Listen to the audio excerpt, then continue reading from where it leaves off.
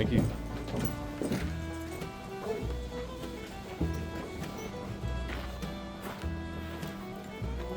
It's up to you. 1882. Oh, right there? Here you go. All right. Oh, yep. Thanks, sir. Yeah, thank you, sir. All right. Away we go.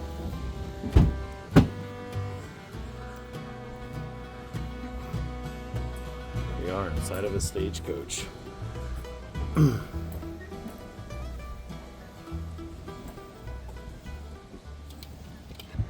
All right, we'd like to welcome you to Tombstone, welcome you to E-Bar 5 Stage Lines. My name is Chris, I'm going to be your driver and narrator today. Out front and ahead of us, we got Lefty and Poncho. They're going to be doing all the hard work. We're going to start our tour off over here on the right-hand side at the Red Buffalo Trading Company. Back in the 1880s, that was known as the Campbell and Hatch Billiards and Saloon. March 18th, 1882, Morgan and Wyatt Earp were playing in the back of that saloon, playing a little game of pool. A group of cowboys came down that back alleyway, led by Frank Stillwell. They were out for a little revenge for that killing at the OK Corral. They started shooting through the back glass. First few shots, well, they missed Wyatt by mere inches. But that third shot, that hit Morgan square in the back, killed him dead. Tombstone started out as a small mining camp back in the 1880s, 1879. Barely only 100 people here in town. Well, after that first year, it grew to over 1,000. They thought by the way Tombstone was growing, we'd be big as San Francisco someday. We ended up topping out right about 5,000 people. Coming up on the right-hand side where Arlene is known as Hafford's Corner. That's the corner that Doc Holliday met up with Earps right before that infamous gunfight. They walked down 4th Street there to the right, over to Fremont on the left. On the right-hand side, that is the old-time photo studio. Back in the 1880s, that used to be known as the Café.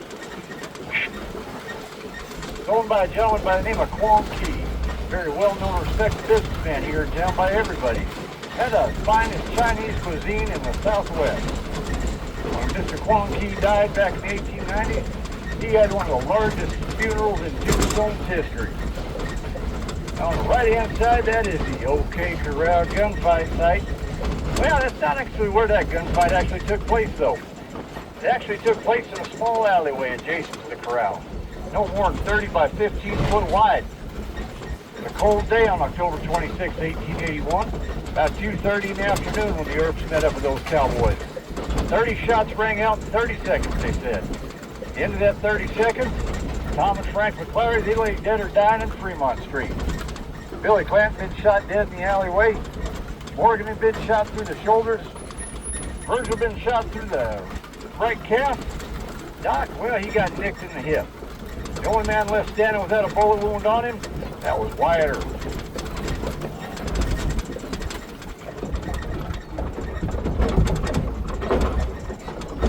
Now we're crossing over 3rd Street. Back in the 1880s, I'd be welcoming you to Chinatown. And Chinatown, that ran a block to our right and a block to our left. It's home to over 300 migrant Chinese workers. It's run by a woman by the name of China Mary. That's her little red house off there over there to the left. Nobody did nothing in this part of town without her knowledge and or approval. If you wanted to hire one of those employees, you went through her. If you paid that employee, you paid her, she paid them. So she was taking a little bit off the top. The right-hand side of that RV park back in the 1970s, they were doing some digging, accidentally uncovered 2 of China Mary's underground opium dens. She was running the opium trade here in Tombstone as well. See a lot of those artifacts in the museums around Tombstone still to this day. Coming up on the right-hand side, you look out to the right, about 16 miles out, you see that little mountain range out there. Those are the Dragoon Mountains. Now those mountains were used by Cochise and the Apache. They used them kind of as a lookout. What they were doing is they were looking for dust trails created by the U.S. cavalry. That's how Cochise would plan his battles. And most of those battles, Cochise would only lose a handful of warriors. Cavalry, on the other hand, they lose 15 to 20 men per battle. Now, when Cochise passed away, they took it back up into those hills to a place called Cochise Stronghold. Nobody knows the exact location. The Apache says that they buried him with his war horse, gold, silver, and his favorite rifle. That way you can fight all those battles in the afterlife. Now, the man that took over for him, that was Geronimo. Now, Geronimo, he was a lot fiercer of a warrior. Had a lot bigger axe to grind with the U.S. military because he'd lost quite a few family members in a lot of those battles.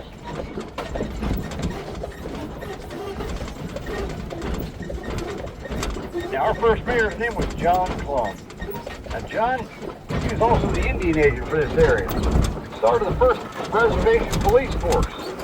Well, that police force, along with the U.S. cavalry, chased Geronimo to the east, across the Arizona-New Mexico territorial line. Well, they ended up finally catching up with Geronimo. He did surrender. They sent him off to the, to the reservation at Fort Sill, Oklahoma, where he lived out his dying days.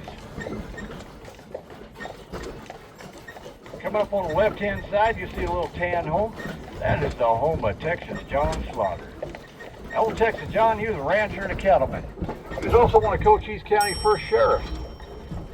He wasn't a very big man, though. He was barely cleared about 5 foot tall.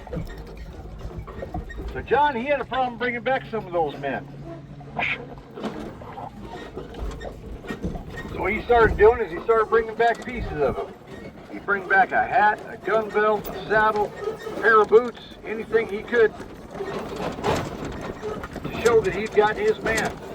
He was even known south across the border. A man by the name of Pancho Villa nicknamed him the wickedest little gringo of the West. That home on the right-hand side, that's the home of Dr. George Emery Goodfellow. Dr. Goodfellow, he was a town surgeon. He was a gunshot specialist, and he was dang good at what he did. He got plenty of practice in this town. The chains that were out in front of his house, those used to pull 9-ton ore carts out of the hills of Tombstone. Coming up past the Tombstone Brewery now, off to the right, you're going to be able to see those hills. That was the Tombstone mining district up there. And we had several hundred mines working up there, 24 hours a day, 7 days a week. Had over 1,000 miners in town. You say that those hills looked like they were covered in snow year-round from all the mining tents that was going on up there. At shift change, those hills looked like ants were coming out of them.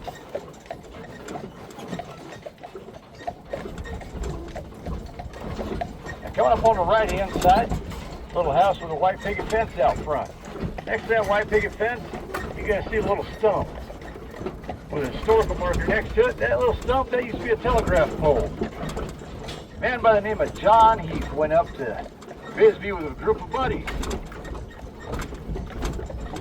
They thought it'd be a good idea to go ahead and rob the general store of $3,000 worth of miners' payroll.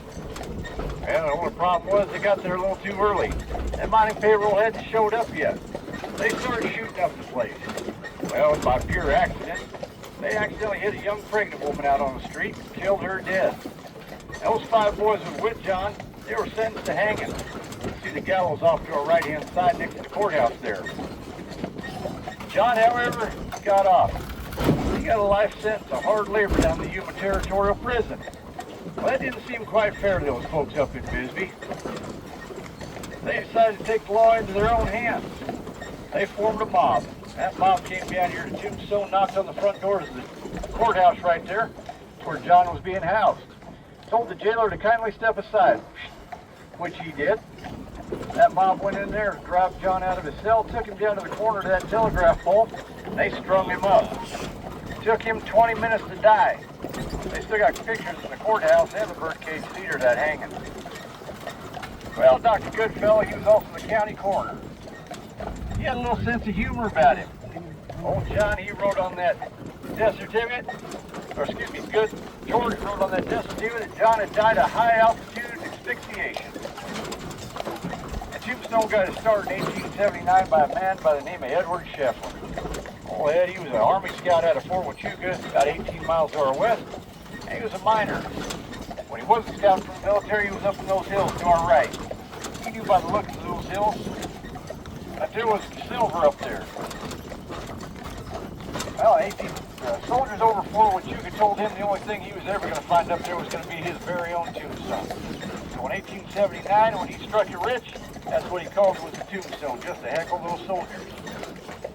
Mining operations took place here between 1879 and 1930. 1882, they hit the water table up there, flooded those mines out. They brought pumps in from California to pump out those mines. It took them quite a while to get here because they were being brought in by mule train. They built a pump house up there on the hill, started pumping them out until 1930 when that pump house burned down. Now, silver had taken a little dip in price. It wasn't worth what it used to be. So they abandoned all the mines. There could be silver up in those hills still to this day, just nobody can get to it because it's underwater. Right-hand side, that's the Rose Tree Museum. It houses the world's largest rose bush. Brought here by a young Scottish couple in 1882. It is in the Guinness Book of World Records and Ripley's Believe It or Not. And in April, when that rose bush blooms, well, I'll tell you what, you can smell that all over town. Coming up on the left-hand side, that large adobe building. That building was the first freestanding adobe structure here in Tombstone. Built by a man by the name of Pye Allen. When it first opened up, it was one of Tombstone's earliest banks. Later years after the bank shut down, it turned into a hospital. And up until the 1980s, we still had folks here in this town that had been born there.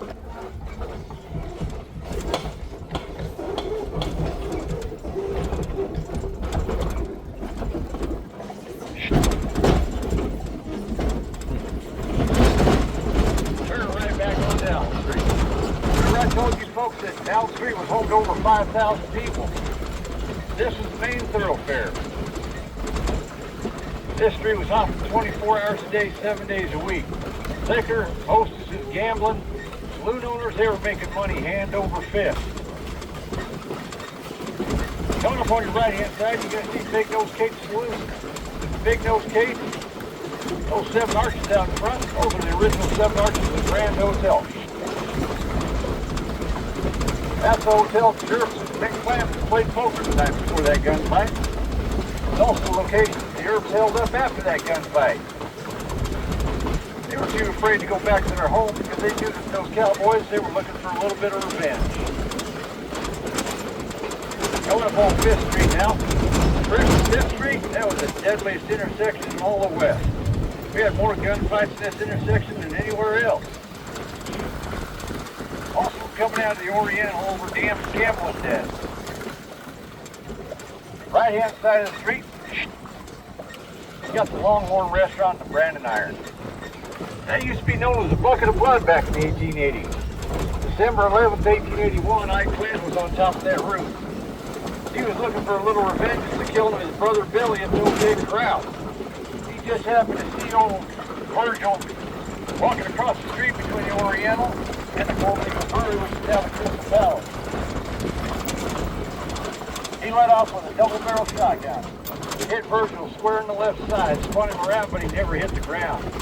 Dr. Goodfellow wanted to amputate that arm of Virgil. Virgil protested and ended up keeping it, but he did lose the use of that left arm. Now coming up on the right-hand side, that's the Birdcage Theatre. That's the only building on the street that's never been touched by fire from 1881 or 1882. So when you walk through their doors, you're walking 140 years back in history. You're walking across the same floors as the Earps, Clantons, the Floweries, and every other cowboy that came through Tombstone. They opened their doors December 26, 1881. 16 gun and knife fights in that building. 26 men and one woman lost their life. They've got over 140 bullet holes still in that building today. Downstairs, you're going to see the poker room. That poker room, that was the site of the West's longest poker game. Lasted 8 years, 5 months, and 3 days straight. $1,000 to buy into that game, and today's money, that's $30,000, $40,000. You had famous gamblers down there like Pat Masters, Doc Holliday, Dolphus Bush, the founder of Anheuser-Busch Brewing Company, even George Hearst, famous mining and newspaper tycoon. After the gunfight, the Earps were wanted men. They needed to get out of the territory because they killed Frank Stillwell up at the Tucson Railroad Yard as revenge for Morgan. Virgil, he went up to Goldfield, Nevada, where despite the use of that left arm, he became a lawman again. Wyatt, he went up to Alaska. He did some mining and opened up a saloon. Later years, he went down to Southern California, where he became a movie consultant for the Warner Brothers movie studios. He befriended a young stagehand down there by the name of Marion Morrison. He used to sit around drinking coffee, telling him stories. Marion Morrison, he ended up becoming John Wayne. John Wayne, in his later years, said that he based most of his characters off those stories that John said Wyatt Earp had told him. Doc Holliday, he went up to Glenwood Springs, Colorado, where he died of tuberculosis. Big Nose King, she went up to Nebraska, where she died at the age of 82. We hope you enjoyed your ride on the E-Bar 5 stage line, folks.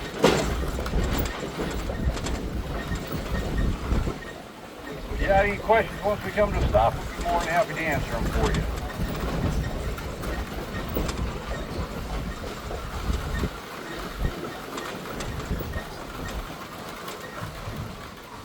Thank you, horses.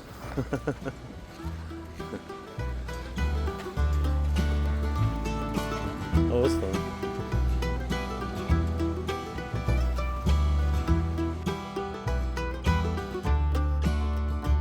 So stay tuned for more travel stories, tips, and guides. Visit our blog at santastictravels.com and subscribe to our YouTube channel for more adventures. Until next time, safe travels.